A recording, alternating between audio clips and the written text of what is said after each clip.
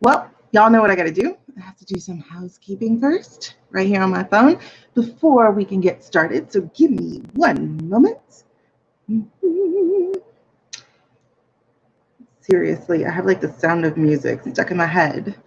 I feel pretty, oh so pretty. Da da da da da. That's all I know. All right, so let's go. I really got to talk about this because this subject right here is about to step on a few toes, but I'm okay with that. Seriously. Some of your hopes may die, but that's a price I'm willing to pay. All right, no, actually, are y'all ready for some candid conversation? Are you truly ready for some candid conversation? Because we are about to get a little bit open and maybe a little vulnerable. But I really want you paying attention to this because you're doing it wrong. When I meet a lot of people, they want to write their story. And I get it. Especially if you lived a fascinating life filled with tragedy and traumas and ups and downs, and you're roller coastering all over the place. And you, my dear, are a success at the end. You want to share your story because people go, wow, your story should be a book. Or people go, wow, your story should be a movie. I get it. But here's what you're not hearing when you hear people say that. They're not saying, I really want to read your memoir. I really want your autobiography. I really want you to tell me about the time that you were born until the time that I met you, because I really have nothing else to do in life. That's not what people are asking you. When they say, or that's not what they're saying when they say that. When they say something like, your story should be a book or your story should be a movie, it is not really totally what happened to you. What they want to know is, how did you get to be the person who's standing before them right now? How did you get to be the person who magically overcame everything that other people would take the, let me be careful with my words here, would take the other way out, the permanent way out. Okay? So a lot of us have overcome great tragedies. A lot of us have been through different assaults or through something different that a lot of people would not and have not survived. I'm being very general right here, and I'm being very cautious on how I step through this thing that I'm talking about right now. However, because a lot of the things that we've gone through have happened to a lot of the people, for instance, sexual assault is 1 in 4 people. There are 7 billion people on this earth. So it's not that people want to hear what happened to you. The magic in your story is, how did you get to the other side? How did you keep going? How did you overcome? How did you move through? The magic to your story is how. So here's the thing. If there's anything negative in your story, such as shame or regret or even, I was going to say even anger, but that's not exactly it either. Uh, where you have to think about other people's feelings, and what that does is stuff cotton in your mouth and keep you quiet. If you feel like your voice is strangled by this thing, then I'm going to tell you that more likely than not, that's not your story. Because your actual story isn't rooted in the negativity, it isn't rooted in the shame. Your story is rooted in the survival. Your story is rooted in the thrival. Yeah, we'll use that as a word right now. Your story is rooted in the overcome or the overcame or the conquering. I don't know. Right now, I'm feeling silly about something that's actually really true.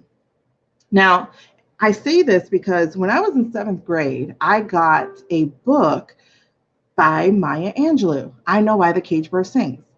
Now, I don't know why my teacher gave me that book, but she felt like giving it to me. Well, here's the thing. In Maya Angelou's book, and I loved it because I love poetry and I love the way she wrote. Like, it was just a really captivating book. I read it. I don't know how long it took me, but fairly short, I'm sure, because it's a small book. But when I read I Know Why the Cage Bird Sings, I was a voyeur.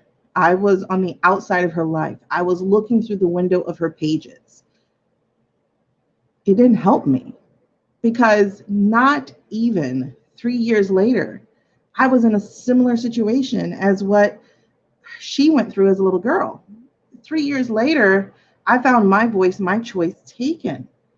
And her story didn't help me.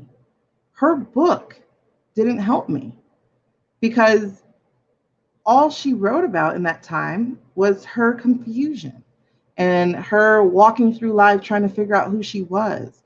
Her battle, or I don't even know if it's a battle, but her internal conflict of trying to figure out if she was broken or if she was a lesbian or if, just something not normal.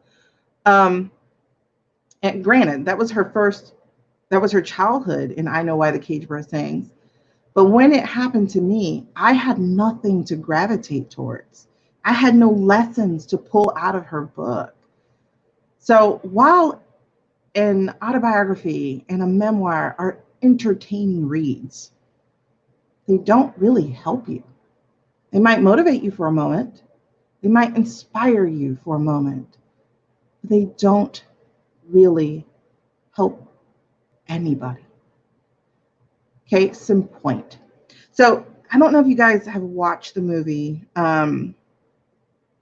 Hidden Figures, but we're going to call it Kathy. I forgot if it's Catherine or Kathleen. I think it's a Catherine.